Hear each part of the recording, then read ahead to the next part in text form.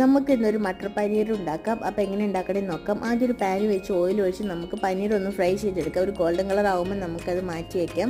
ശേഷം അതിലേക്ക് ആവശ്യത്തിന് എണ്ണ ഒഴിച്ച് അതിലേക്ക് ജീരകവും ഉള്ളി ചെറുതാക്കി അരിഞ്ഞതും ജിഞ്ചർ ഗാർലിക് പേസ്റ്റ് പിന്നെ കുറച്ച് ടൊമാറ്റോ പ്യൂരി നമുക്ക് നന്നായിട്ടൊന്ന് മൂപ്പിച്ചെടുക്കാം.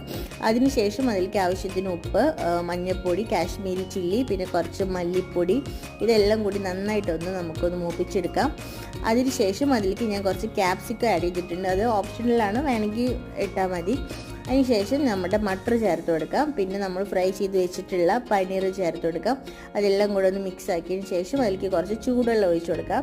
എന്നിട്ട് ഒരു 5 മിനിറ്റ് നമുക്കൊന്ന് അടച്ച് വെച്ചിട്ടൊന്ന് വേവിക്കാം. അതിന് ശേഷം അതിലേക്ക് 2 പച്ചമുളക്, കുറച്ച് ഗരം മസാല, അത് കഴിഞ്ഞിട്ട് ഞാൻ കുറച്ച് കസൂരി മേത്തി അത് ചേർത്തിട്ടുണ്ട്.